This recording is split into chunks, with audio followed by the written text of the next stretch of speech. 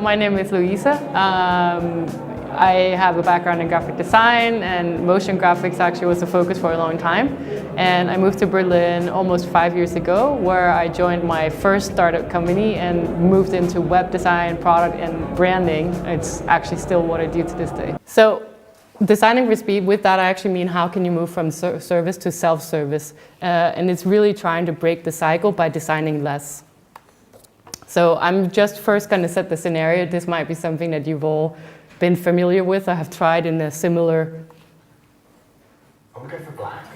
Okay. With a little bit of white. Black or do you want white? I want black with a little bit of white. So you want grey? No, I don't want grey. So you might have tried something a little bit similar in some fashion. And this is why we want to break that cycle. This is not the very nice way to get feedback at all. You may also have heard similar things like we need a landing page to promote the feature. That's very open. Or can you create some assets for a social channel we're launching in 2 weeks? Again, go figure it out. Let's make an awesome video. Now this is funny because this happens a lot where someone will have had a great idea, but they won't really have considered the why and the what and the how, or even the where, and then these kind of things come at you and you're just like, whoa. Or we need this to be simple and easy to understand, but it also needs to be interesting and different and unique, or all of these things that are very conflicting. My personal favorite. We really need to make this pop, whatever that means. So, yeah, it's not the best. What really often happens is that you go through a lot of design, a lot of mock-ups, and while your designs are actually not bad at all, what's happening is that everyone around you is trying to figure out what they want this thing to do, and you are the playground for it. So that also leads to a lot of exhaustion, not just for you, but for everyone around you. And the problem is, and this is also something I should mention, that today I'm going to talk very much about working with marketing teams specifically. It's applicable to a lot of other scenarios. I just needed a focus. But what is really often the problem is marketing will be behind the product. So imagine that you work at a product company, a startup, or anything else. You have a limited amount of resources, design, development, etc. The product is always going to take precedence. No product, no need for marketing. So what can happen is that they're lacking the resources and they get down prioritized. They constantly have to try to get onto a roadmap or try to fit into a queue where there really isn't any space for them. And that also means that they're depending on a lot of other teams. So even if they don't want to, they end up working differently. They end up working waterfall. And so when we take you through the process, normally you get a brief. If it's a good brief, good. If it's not, then that takes time to figure out what is a good brief. But you get one, it would list all the requirements, what is it that it needs to do, what are we expecting out of you. Then it moves over to design that would then start to research, try to figure out the good solutions. They'll ideate, they'll create, they'll be prototyping. They might be working with content management teams, they might be working with copywriters, a lot of other people around to actually realize some of these solutions. And then it gets handed over to feedback. And the feedback can happen with smaller groups like your peers. It can also happen with the stakeholders, like the example with all the stakeholders at the table, or product owners, et cetera, et cetera. So what happens is you get your market lead, goes in and says something like, oh, I'm not really sure that headline is doing what we wanted to do. Could we change it around a little bit? And again, this kind of input where you're not really sure what it is that they needed to do because they don't really know what it is that they needed to do. And so it gets sent back to design.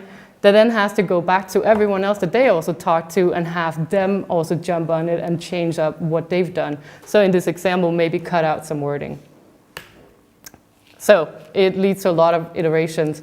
In a perfect world, all of that would get reflected in a timeline. It doesn't. The deadlines don't move. You just have to do more in less time. And then if you finally agree on a design solution, that gets handed over to the build. So that is the realization of whatever it is.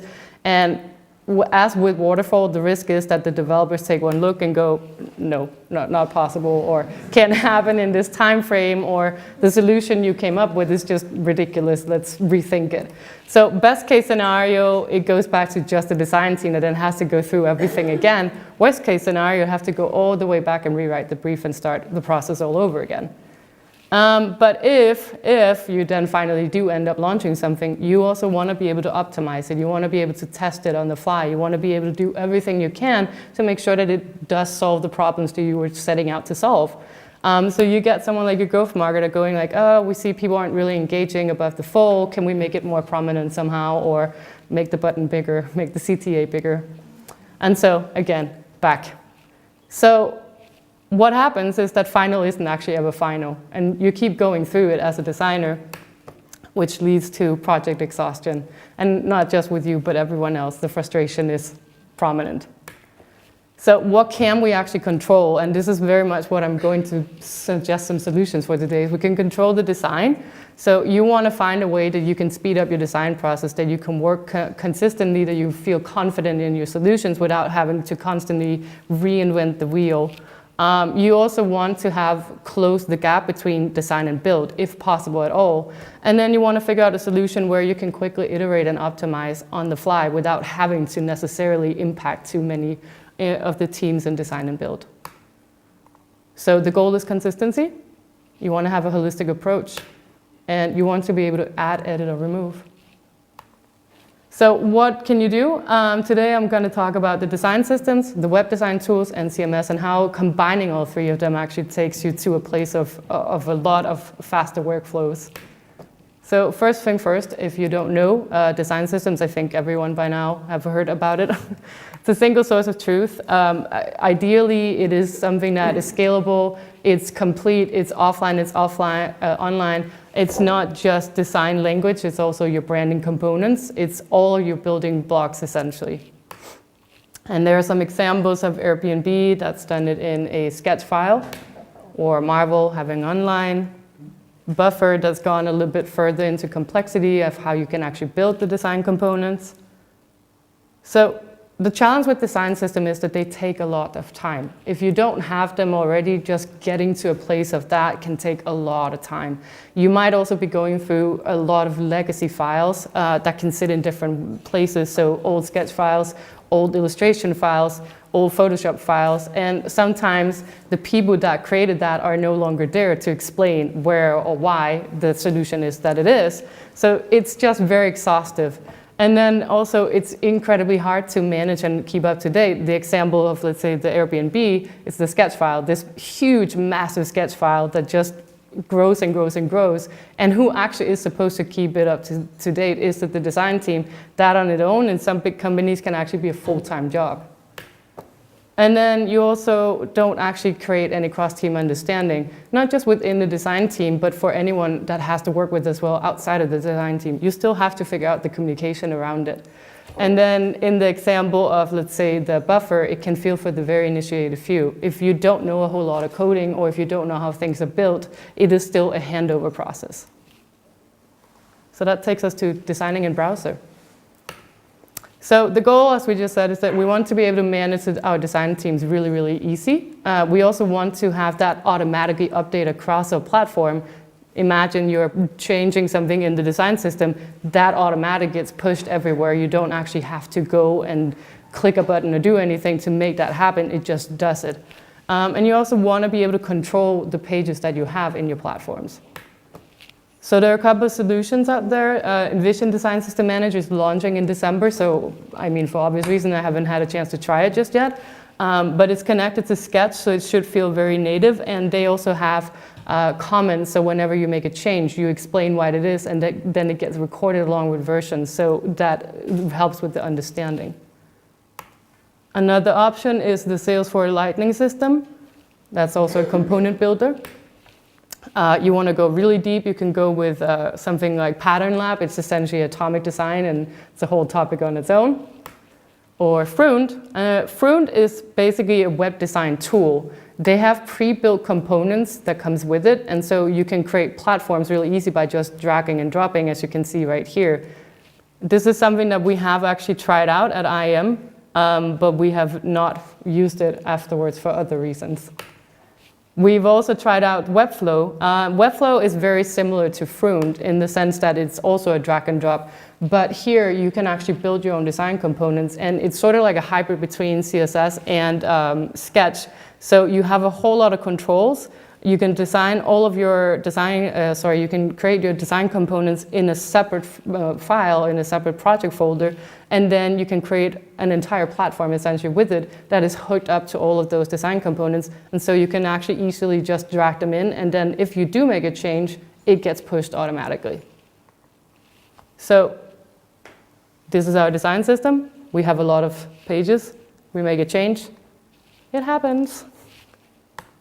So the challenge obviously becomes the workflow and the ownership. Like, who owns the design components? Who owns the design system? Who owns the creation of pages? Do you just want to hand it over to everyone? Does the lead of marketing get to just now sit with all your design components and spit out landing pages? No, he does not. But you want to contain some of that ownership with the right people. So you still want to keep the expertise and the knowledge and the design thinking within the right teams. So in our case, the design teams owns that thing. We still create the platforms, we still create the pages, because we're still trying to solve the problems that the users are facing. And we know how to use the tools, but we can still now actually work a lot faster and a lot more confidently with that. And then that leads us to the other thing. It's not just always about adding things, it's also about editing, making small changes that has impact. So that takes us to the last bit of the whole formula, which is the CMS. It's content management system, and this is really where you go into self-service.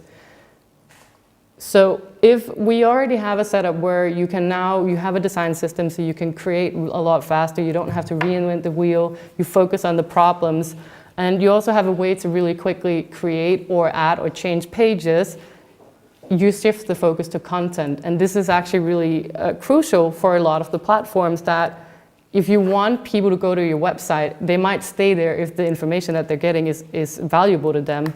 Also, again, it's not always about all the products that you're offering, it's what those products can do for the users that you're trying to attract. So what are the benefits? How can it really help them out?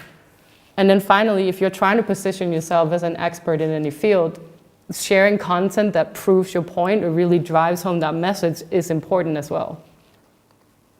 So it's not just about adding, it's about editing. Sorry. Yeah. Okay, well that doesn't work. Oh yeah, now it does. Okay, anyways. So it's about making small edits, and this is the example of the front, but essentially with any of the Webflow builders, where you can, sort of with the CMS, you can do small swaps without changing the layout, without changing the actual design, and you can hand over that power to the right people. So in this example, you have your marketing lead going over and saying, okay, can we make the header pop more?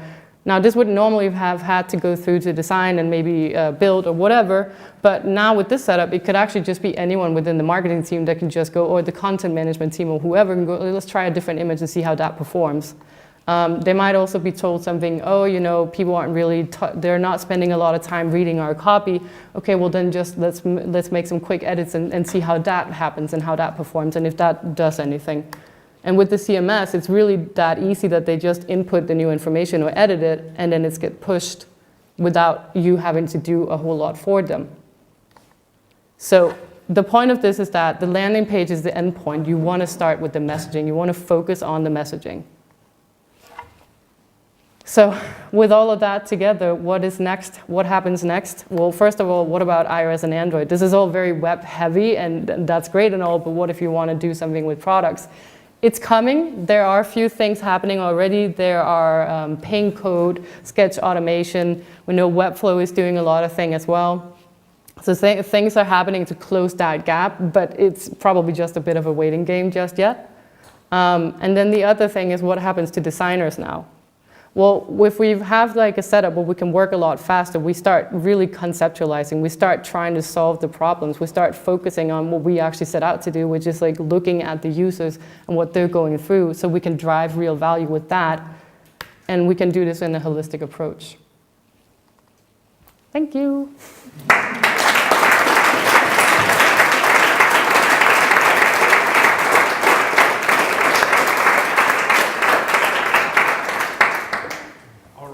Question round. Who wants to start first?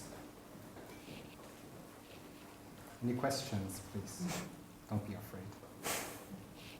How do you pick the right tool? How you pick the right tool? It really depends on your needs, I would say, and also the scale of what you're trying to do. I can say that we ended up choosing one of the Webflow builders, web design builders. We also had a lot of communication with the people behind the products and trying to figure out what is their end goal, what does their roadmap look like, and does that align with what we want to do. Other questions?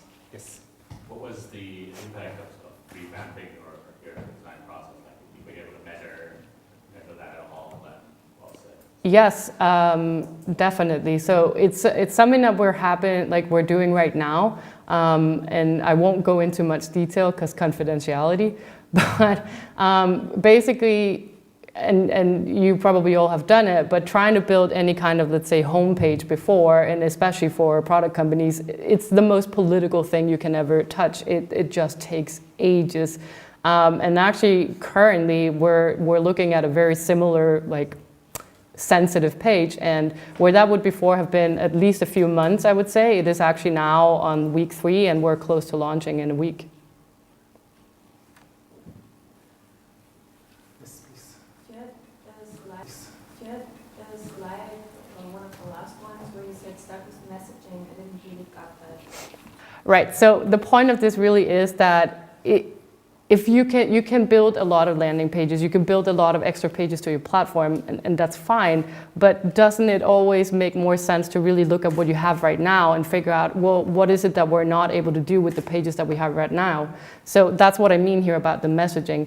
You really quickly end up in a place where you have some 20, 30 different like marketing pages that are doing one thing and only the one thing, and it becomes massive very, very quickly. And you also risk that the messaging, now we've solved the design, like the fact that it's all holistic and it feels the same, but we can be talking very differently because there's so many different landing pages that's hard to maintain. So the point of all of this is that it's not always about just adding, it's really about honing in on the messaging. Do you feel there's any tool that's missing right now in the design space?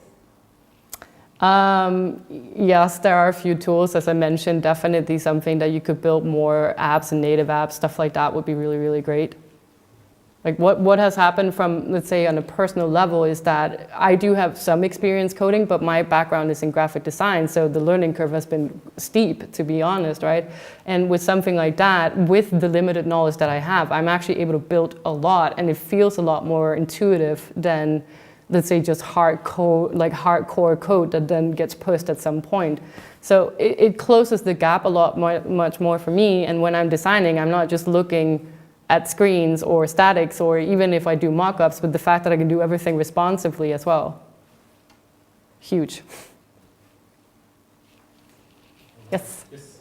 In terms of the handover to developers, like for example, Webflow, it kind of creates some code that as a non-coder, you would say, okay, that's code, should work. You give it to the developer, they laugh at you because it's kind of not new code, or they doesn't work with how our systems work. How do you do that actually? Do you just show it to them and they kind of rebuild it, or do they actually use whatever you give them? No, so the question is, the code that gets spit out, is that a quality enough that it could get accepted, essentially? Again, it depends on the tool, but yes, it is. It does spit out actual code, that it's not something that's a weird variation of it. And this also goes back to the workflow, and you have to figure out whatever setup works for you in whatever installment that you have going on. But I know in our process is that it gets built first with the design team, and then we have the right kind of check-ins with the right kind of developers. So all of that, they do the quality checks essentially on the go, so we don't have that, oh shit, everything that we did isn't gonna work at all. Right. One last question? No? Then ask her later in private. And thank you a lot for your...